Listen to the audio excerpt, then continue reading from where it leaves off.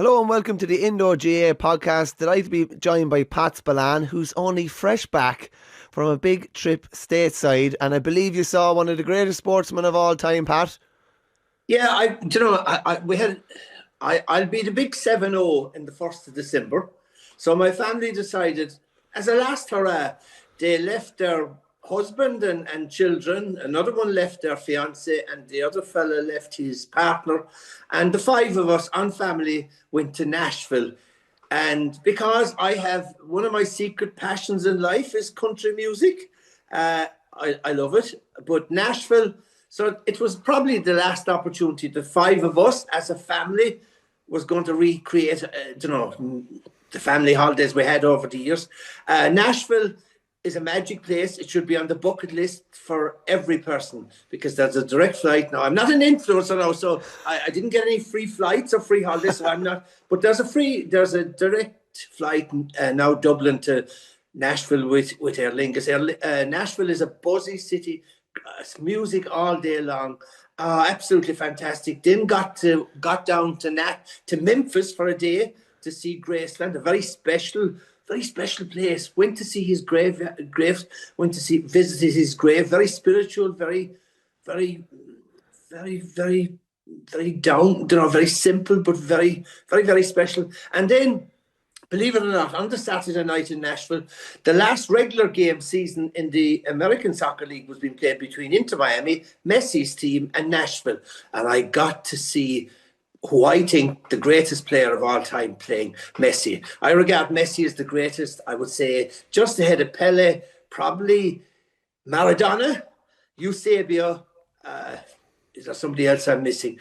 But and probably Ronaldo's coming somewhere along the line. But it was just, I'm a sporting fanatic, I'm a sports nerd, but just to watch him, I just watched him in action for the entire game. And the more I watched him, the more he resembled David Clifford, who is arguably going to be our GOAT in Gaelic football. And it's just similar ways they played, for long periods of time, just out of the game, peripheral, just walking around. But I noticed all the time when Messi was walking around, the head was constantly moving. He's scanning left, scanning right, where the opponents were, where his teammates were, where there was space. And suddenly, after 20 minutes or 25 minutes of doing nothing, moping along the sideline, he sprung into action, aim, boom, goal, left foot. And it just reminded me so much of David Clifford. And I think in particular that famous 21 passes before half-time in the All-Ireland final. Yeah. And David, for most of it, was on the periphery, was on the sideline. And the next minute, after 2 minutes, he pounced into action, came in, cut into the middle, the ball over the bar, 2-pointer. Just like Messi, that magical wand of a left foot. And it's just the two of them remind you of that. They seem to be like they're playing on a level above their teammates, above the opposition, and they seem to be 1 and 2 moves ahead. But it was the magic of the left foot, the strength on the ball, the dummies, the side steps, the feints. You have to always admire brilliance in action. And he needed to score 3 goals to win the Golden Boot in the MLS soccer this year. And believe it or not, what did he do? He scored 3 goals and laid on the 4th. So Nashville, brilliant, a brilliant family occasion. And I still haven't reached 70, so there's another couple of weeks of milking this before the 1st of December. So I celebrate birthdays when I get to say, I'm not one of these guys that hide my age or whatever like that. I'm 70. I'm not doing it. There's no Botox. There's no fillers. There's no nothing. What you see is what you get. So yeah, Nashville magic, Memphis magic, and just see Messi magic. Unreal. Yeah, it's the ability, Pat, isn't it, to go from 0 to 100 in that rapid, like so quick. I'm not in the game here. I'm not interested. I don't want the ball. Boom, boom, boom. Balls in the back of net or balls over the bar. But it's that constant scanning that really took my attention. He was never idle. It wasn't just walking around. And Clifford is the same. Clifford walks and he walks and he walks. And the next minute, like you said, pounces. And that ability to go from a standstill to top speed in just a short space of time. But also, and even though Messi, they're different. I mean, David Clifford is the biggest guy physically on the Kerry team. Messi is arguably the smallest player on the Inter Miami team. But what I also know about the two of them in particular, how strong Clifford is on the ball, obviously because of his physical prowess, but how strong Messi, for a small guy, is on the ball. Almost impossible to knock off the ball. That ball is like glued to his left foot. And it's just the way that left foot, the way they can make that bit of time. Look, that's the great players. The great players only need a split second, only need a fraction of space, and they can produce the goods. I don't know whether you saw the Kerry County final last Sunday. You talk about great players in action. And Paul Ganey got his second goal. And another guy would have taken a point because they were winning at the time. The game was nearly over. But Ganey went for a goal. But what was particular about what was so similar with the likes of Clifford and the likes of Messi is that he was surrounded by 4 or 5 players. Bear in mind he's carrying an injury. But with the minimum of backlift with his right foot, he put it into the corner net. Just magic. That's what great players do. They don't need much time. They don't need much space. That's the difference between a great player and an ordinary player. We'll stay on the Kerry final, Pat, because Dingle have been knocking on the door the last couple of years. Even Paul Ganey, as you said, carrying an injury, and having Mark O'Connor back was huge. Just on him for a second. Like, you can't help but think how much of a miss he is for Kerry and has been for the last good while. Well, there's 2 topics you're raising there, and certainly one of the main topics coming up to the county final last week was, and let's talk about the match later, but a lot of the topic of conversation was on both the two of the midfielders, Mark O'Connor, who had been released from the AFL by Geelong to play with Dingle, and Ben Murphy, who it looks like is heading for Brisbane in the AFL. And now Mark O'Connor had an unbelievable semi-final. Absolutely brilliant semi-final. He was pretty much peripheral to the match in the county final. Ben Murphy, on the other hand, Ben Murphy is the best young prospect in Kerry football. Absolutely superb. He was superb last Sunday, and he scored 3 wonderful points in the process. He was head and shoulders the best of the 2 of them. Now, of course, the big question, like I see Mark O'Connor getting a lot of criticism for leaving Kerry and playing last Sunday even, and saying it is unfair and it is wrong. But like all Mark O'Connor's Geelong teammates are swanning themselves in Thailand or in Bondi Beach or whatever like that. Mark, in his free time, is training with his club and playing in the county championship. And I admire what he has done.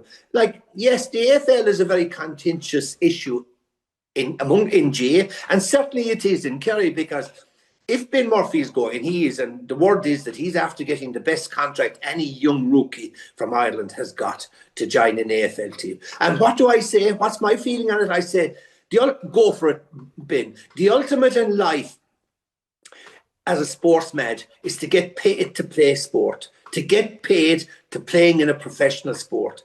That is the ultimate. He gets a college education on top of his AFL career. He gets very well compensated financially. And if it doesn't work, he can come back to Kerry, where he will be welcomed with open arms. Now, there's no doubt about it. Kerry have all, like, the big worry in down through the years, we always hear in the GAA, the scaremongers say, this drain of our best young talent to the AFL. There hasn't been it. It's a trickle. It's a trickle, and it still is a trickle. And yes, one is one too many, you can say, from a county point of view. And Kerry are suffering the worst, because you take next year, Kerry will have the highest representation of all the counties in the AFL. We will have 4 players. We'll have Ben Murphy heading to Brisbane. We have Rob Monaghan. We have Killian Burke, and we have Mark O'Connor. Now, you feel sorry for Killian Burke, because Killian Burke went last year, and probably it looks like he missed out, and he would have missed out on winning an All-Ireland medal with Kerry this year.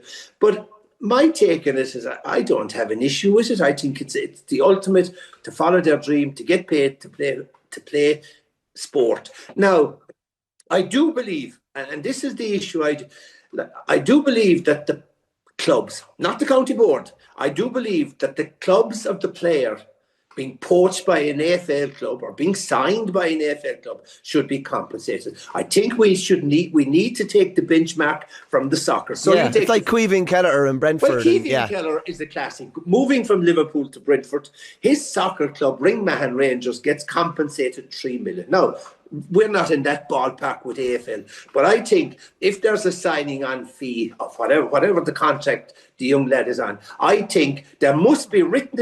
I think the AFL and the GAA must get together they must they must get a legal document in place that compensates his club by the AFL club. And I would suggest a percentage, whatever agreement, whether it's 10%, whether it's 20%, say 30% of his first years of his contract. I think that has to be done. That is the way forward. Do I have an issue with players going to the AFL? Absolutely not. I say, well done, follow your dream. And if it fails, you come back. Just on Mark O'Connor, Pat, you probably would have seen various interviews after, and I know he was kind of maybe more peripheral in the final, but he was massive in getting him to the final. How emotional he was, and no matter what he wins in professional sport, I'd say nothing will ever compare to that last Sunday. Well, like he said in that interview, he looked up at the stand before the game started, and he saw all those familiar faces that he had been watching since he started playing with Dingle as a juvenile. And Dingle is not a big club. It's a big tourist town. I think I read lately that there's in the national school in Dingle this year, there's something like 3 or 4 kids just started a national school. Dingle is a huge tourist town. It's a town that has been destroyed, no different than a lot of by neglect of planning, where there's an influx of tourism. There's Airbnbs, businesses, and there isn't houses for families. So families aren't settling in Dingle because there's no houses for them, and the bit of property that occasionally comes on the market is beyond the budget of any family. So it's brilliant. And Paul Gainey mentioned the comment, and I was delighted to see Dingle win. I mean, Stacks will have their day. Stacks are an amazing club. Huge conveyor belt of young talent coming through. Huge conveyor. Bear in mind that 4 years ago they were in the county final. Only 2 of that team from 4 years ago started the county final last week, and it was all young lads, and they have a load of young lads coming through.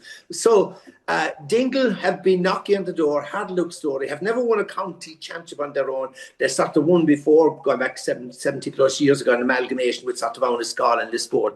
But Paul Gainey made a comment, and like 10 years ago he said we had a special bunch, and we said we leave no stone unturned in trying to get the best out of this. And one thing you can see about Dingle, really well coached, really well organised. No doubt about it, the best coach club team in Kerry. But what they've done is they have excellent club coaches in the club. Padraig Cochran and Tommy Griffin and David Murphy have all been involved with Kerry teams in the past.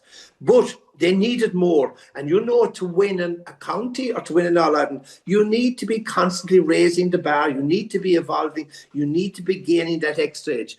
And 2 missing pieces of the jigsaw this year. They brought in Aidan O'Shea, Jack O'Shea's son, as coach. And I can tell you this without fear of contradiction. He is the best young GAA coach in Kerry.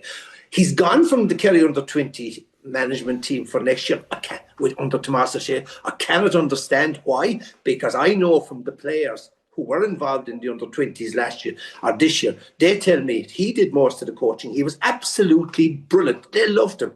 And he's gone, which is a strange one. But Dingle snapped him up. Brilliant coach.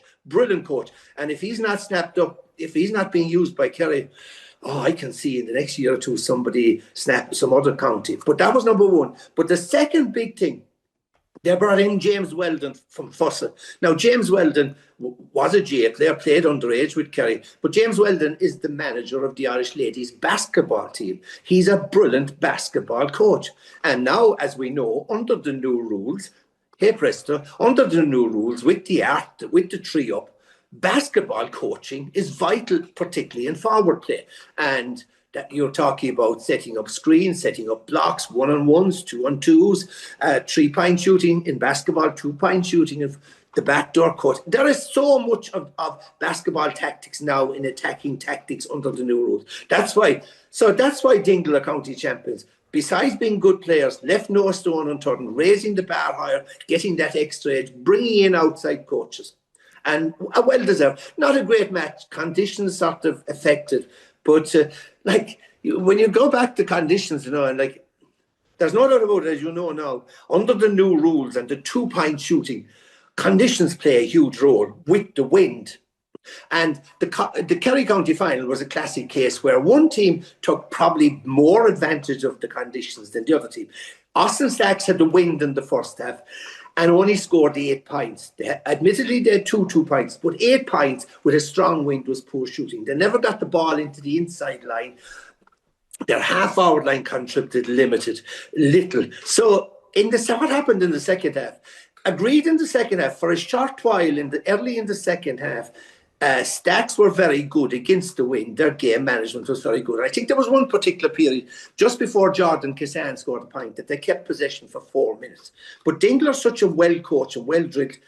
Dingle pushed up on them. But sometimes common sense is a vital thing that's forgotten about in GAA coaching. What did Dingle do? They had a strong wind. They put Paul Ganey into the edge of the square. And guess what? They kicked the ball long into the square. And what happened? They scored 2 goals. Who won the match? Dingle win the match. And I looked at the Cork County final, and it was no different. As Nemo and St. Finbarrs, Nemo are a great running team, heads up football, intelligent. Nemo played against the wind in the first half and were winning by 2 points. Nemo in the second half, with the wind, persisted with that running heads up possession football, never used the wind, never kicked the ball in. They only got 2 scores in the second half in the Cork County final. And the first point from play, which was a 2-pointer, came in the first minute of injury time. So conditions now play a major role. And the team who adapts best to the conditions usually win the game. So it was the interesting thing about the Kerry County Championship this year. And like we're sort of disappointed to be losing. Obviously, it's a huge blow to Kerry football to be losing Ben Murphy, because the question often asked is, if Mark O'Connor was around, would we have won 1 or 2 more All-Irelands? With Mark O'Connor at midfield, there's a strong possibility we would have won 1 or 2 more All-Irelands. But look, that's water under the ducks. But the one thing about the Kerry Senior Football Championship this year, and for the first time, while we mightn't have been winning under 20 for many, many years, while we mightn't have won under 17 for a few years, our colleges have been beaten the last couple of years. I can tell you this, after watching the Kerry Senior Football Championship, the amount of young talent that have put their hands up for inclusion into the Kerry panel, even into the Kerry team for 2026, is huge. There's some great young talent. There's a young lad, Kieran Donaghy, plays midfield. He's only still going to school. He goes to St. Pat's Castle Island. He's under 20 with Kerry this year. He'll be under 20 with Kerry next year, but he's good enough to play Kerry Senior Championship. He is that good, Kieran Donaghy. Watch him. There's a couple of really exciting young forwards this year. Played Kieran Collins from Rathmore, who already has been put on a strength and conditioning program by Jack. There's Kieran Kennedy from Beaufort. There's the 2 Begleys. There's Aon Begley at cornerback, who's under 20 next year. Brilliant man marking cornerback. So there's a load of young talent coming through. So yes, it'll be a big blow to lose Ben Murphy for a couple of years, but we have. Don't cry for Kerry. I don't think there's any fear in that now, Pat. I think you can call off the All-Ireland race next year by the sounds of things. But something you're after bringing up there, Pat, and I wanted to bring it up anyway. Talk within the GAA about, like banning or outlawing is probably a bit strong, but outside coaches going into clubs and things like that, and trying to make sure that they're all grassroots and from their own club. Now, my opinion on this is that there's only a certain amount of coaches within a club anyway, okay, that are up to being involved with, say, an adult team at senior level. The vast majority of even clubs within, just say my club is Burr, say if I'm not involved with the senior team, I want to go and cut my teeth somewhere else and I learn my trade somewhere else. And then I maybe learn my trade further somewhere else and then I come back to Burr, okay? But you can't, I just think we'd be totally restricting the coaching that's going on at club level. Like, don't get me wrong, there is a lot of money floating around, various backroom teams. There could be 3 to 4 outside people involved, whether it's goalkeeping coach, main head coach, manager, etc. But players are demanding this somewhat, and players are demanding these type of standards. The idea of putting this kind of law in inverted commas in place where you cannot go outside, I think we'd be totally shooting ourselves in the foot. And I appreciate that there are, some journeyman coaches going around the country and taking a fair wage and crippling clubs.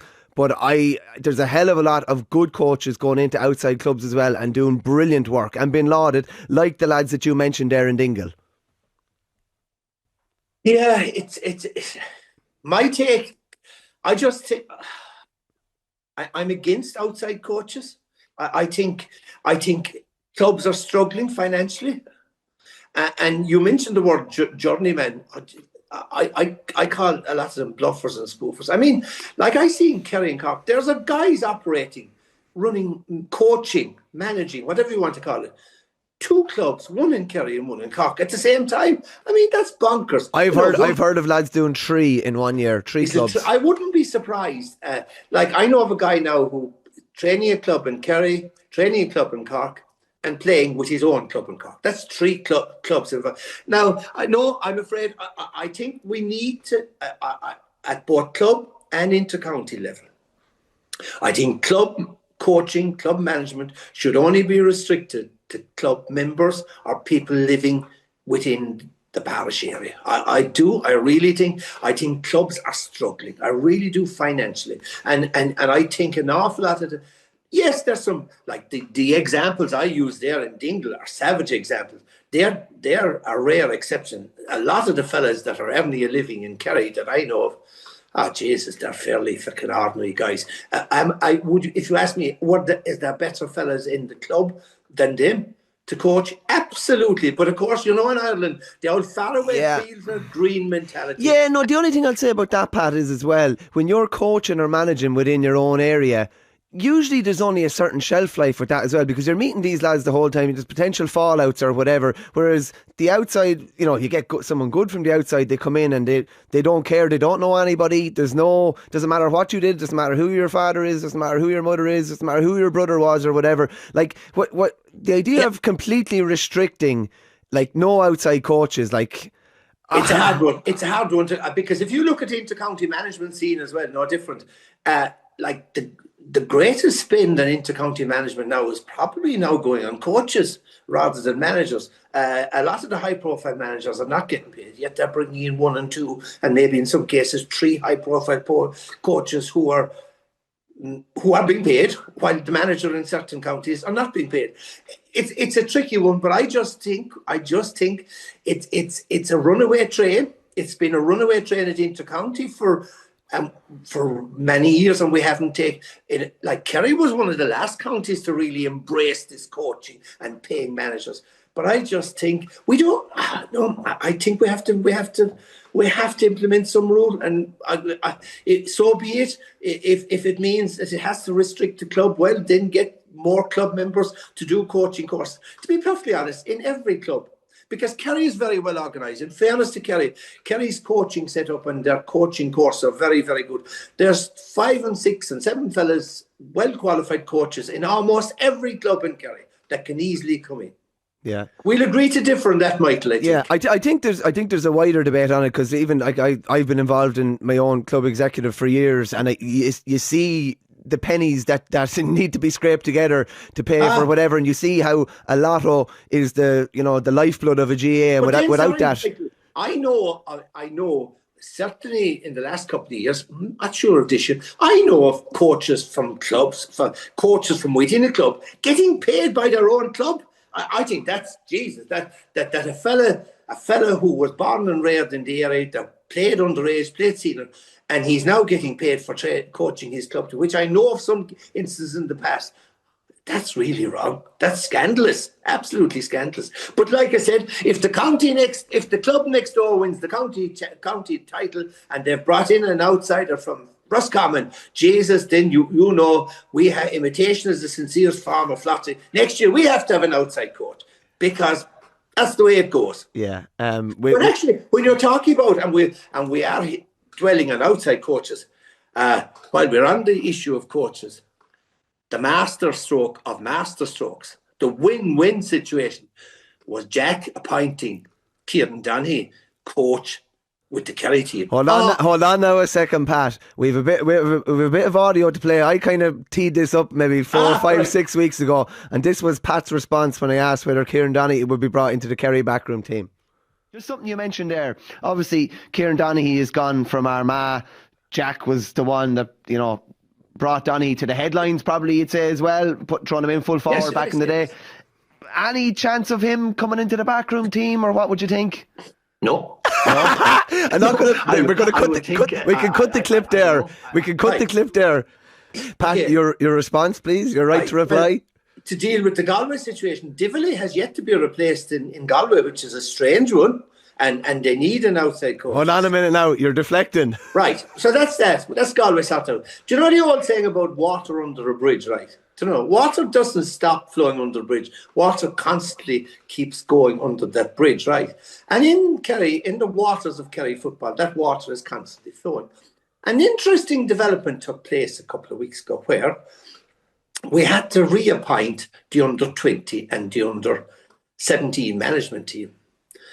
Now, the two O'Sheas have subsequently got, which was surprising in my, Tomas has been doing all right, but there's no All-Ireland. The Munster titles, the standard of Munster is woeful, and he hasn't an All-Ireland title. In other years, he'd probably be gone, but they're after giving him, I think it's a 2-year extension. What I'm shocked and surprised, like you said, is I can't understand it, that I mentioned earlier on, Aidan O'Shea has gone from his coaching panel. The main coach, the best coach there, he's gone. So anyway, park that. But there was an interesting development in that came to under 17. And the incumbent was Wayne Quillinan, who has a pretty similar record to what Tomas has at under 17 level. But Wayne decided to bring in a coach with him. Who was the coach that came in with him, that he wanted to bring in with him? A certain Kieran Donaghy. So, right, now, this only happened a couple of weeks ago. So now suddenly, Donaghy is interested in coaching in Kerry. Now, Wayne is from the Austin Stacks Club and is a close friend of Kieran Donaghy. And Wayne, that was a brilliant double act. Wayne and Kieran Donaghy for a Kerry under-17 team. Unbelievable. And Mark, who has never really managed at any level, he's done a bit of coaching at club level, but wouldn't have a huge CV. Mark is in with a fairly rookie management team. So anyway, I know. So obviously, like the one thing about Jack, you know, goddamn well, us Kerry men are cute, and Jack is probably as cute as anyone. And I don't know, my gut feeling, my reading of the situation is right. Jack spots, Donny is interested in staying in Kerry, coaching in Kerry. And I think Jack has thrown a spanner into the works, an unbelievably big spanner into the works, by stopping Donny probably going in with Wayne and maybe taking over the Kerry under 17 by offering him a coaching job with the Kerry C. Because what Jack has done, and outside of the fact Donny is a brilliant coach, a brilliant player person, brilliant motivator, a brilliant attacking coach, a brilliant basketball coach, which, as I alluded to earlier on, is vital in the new game. And then guess what? He's bringing all the secrets from the Armagh camp, cutting-edge training and techniques and whatever like that. Right. But what Jack has just done in one lovely swoop is he has just anointed his successor. Because guess who will be the next Kerry manager? It'll be Kieran Donaghy. Guess who probably won't be the next Kerry manager? One of the O'Shea brothers. So, he who laughs last laughs loudest. Touche. Jack. Touche. I like that. Touche is, you can almost say. Good idea. I think it's a masterstroke by Jack. It's a win-win for everyone. It's brilliant to get it's brilliant. If Jack wins, there's a strong say if Jack wins next year, Kerry's 40. Oh, I wouldn't be surprised if Jack didn't say, right, that's it. I've 40. Now you have Kieran and the boys. The boys are only in their second year. Kieran they wouldn't have any objection to Kieran as manager. No one would have any objection to Kieran manager. So he has just anointed his successor. And just on that, Pat, with Kerry managers, you have to be in the system as well. And now he's in the system. Yeah. You know, they always said about the late Liam Kearns always said it, like he never even considered himself in the equation because he was out of the system. The manager always comes from the system. Jack was, minor and 20s and back senior again, and Peter Keane, and you're always in the system. Yeah. So Kieran Donaghy is in the system now. And this was a masterstroke of Machiavellian tactical manoeuvring. A quick one for you, Pat, just to finish. I don't know if you saw the video circulating on social media. I thought it was brilliant. Madden obviously won their first Armagh title over the weekend, and Loughnacrory won as well. And they met in a pub. I'm not exactly sure where the pub was. And you have you have the Madden lads on one side, and you have the Loughnacrory lads on the other side, and the one Grimley in each camp obviously as well. And they're both basically singing "We Are the Champions" to over and back to each other. It was something else. Look, we had 20 county finals in hurling and football last weekend, and the problem about county championships are very much under the radar of the national media. It doesn't get major national TV coverage. It doesn't get major coverage.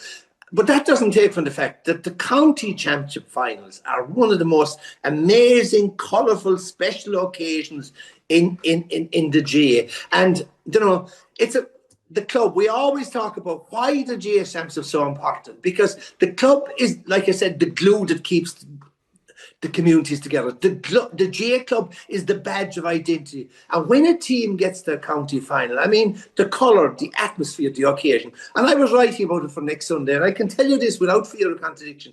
And I was privileged and lucky to have won so many All-Irelands with Kerry. But the memories of the victories I had with club and district, I won 2 county senior football championships with Kinmare District, 74 and 87. I won a junior and a novice title with Temple No. I can tell you this, the memories of those games and those celebrations are more etched in my memory than the memory of a lot of the All-Ireland victories, because it was achieved with my friends, my neighbours, the lads I went to school with. It's absolutely the passion that surrounds a county final. And we talked about, you just mentioned the Madden and Loughnacrory. I mean, 2 teams winning their first ever county titles. Loughnacrory's parish priest cancels mass. That was brilliant. On the Sunday. I'd say you'll have some collection next week. But you see, it's just so special. And one of the things about, besides club and community, the club is very much family. It's about families. And you looked at the celebrations of so many families last week, the Gainies in Kerry. But the story of the Grimleys in Armagh was absolutely 2 winning with Madden, 1 winning with Loughnacrory. And life is cruel. They lost a brother in a tragic car accident. And I remember I went many, many years ago to their GAA function, Madden. Great people, a great community.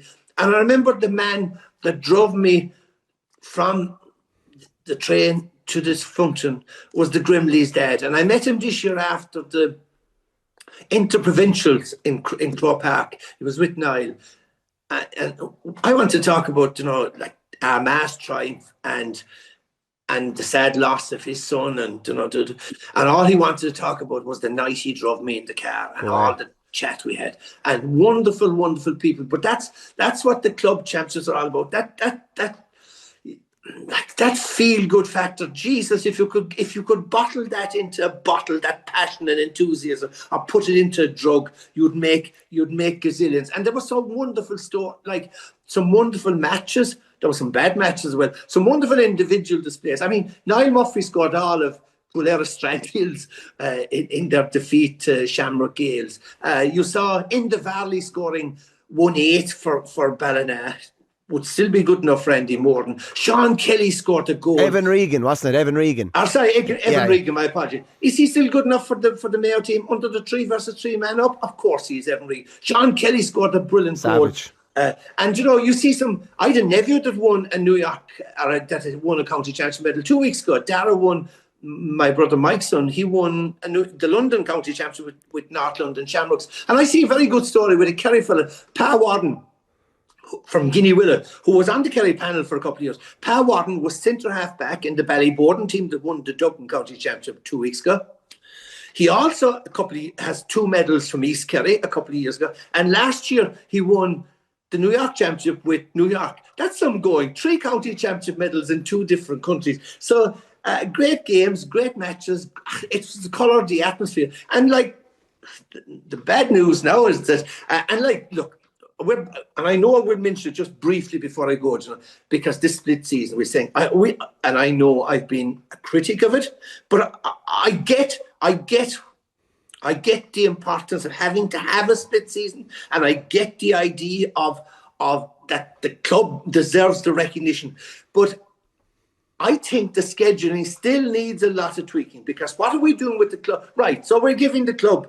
So we've parked the All-Ireland at the end of July, and we're giving the club the county players. But I'm looking at the stats, and you start to say, like, the games, the club championship matches are being squeezed into a tight frame of time, and they're being played at the wrong time of the year, October, November, in the worst of conditions. The All-Ireland Club final will be played in January. So it's what I go back to. So is the club championship still getting the credit it deserves? Is it getting the stage it deserves? Probably not. It's too rushed, too squeezed. And the second thing is, you say, is the county game getting the All-Ireland? Is it getting the credit it deserves, the profile it deserves in the end of July? Most definitely it's not. But I give, there was, and we're still flogging the inter-county players. We're still, you look at the Dingle players, right? Kerry are in Nashville as we speak. They're heading off to Cancun. When the Dingle players come back, there's 5 of them. They're straight into the Munster Club Championship. If they go all the way to the All-Ireland, they're playing until the 3rd week in January. Gaeltacht have 2 players. They're playing in the Munster Intermediate Championship. Crokes have 5 players. They're out in Cancun. When they come back, they're playing the East Kerry Championship semi-final. So the point I'm trying to say is, and I was looking at Kerry, just 2 things on this pressure on that we need tweaking. We need, I don't know, I've always said before, why don't we have a split season for club and club and county, and why don't we have club football and inter-county hurling 1 6 months, and the opposite then with. I think it's a suggestion that's worth a chance, because it would mean we could have inter-county football for the first 6 months this year, and we could have inter-county football for the second 6 months next year, and twist around with the hurling, and the same with the club. I think but I just look at in Kerry, just from last year, from Kerry's inter-county season, and talking 67% of Kerry's inter-county players, less than 2 weeks after the club season, to starting inter-county. So they had only 2 weeks break from club to going straight into inter-county. In some cases, at the end of the club, 37% had only 1. And you look at the GPA came up with figures lately. 83% of the GPA inter-county players had less than 2 weeks of a break between the end of the county and the commencement of club championship. 83% of the players, less than 2 weeks before the inter-county and 44% had less than 2 weeks after the end of their club championship. So we're putting too much pressure on the inter-county players. They're being flogged in the top teams and the top clubs. We're not giving the breathing space for club championships to really develop as well, and for the club player to be playing in ideal conditions. Let's maybe tweak and flick. But the club championships, Jesus, they've been absolutely brilliant. Absolutely brilliant. Full of passion, full of colour, full of atmosphere. Just special. The GAA is in a good place at the moment. I'm not often every time I've been on this year, ever since we started this Indo podcast, maybe there's something in the water.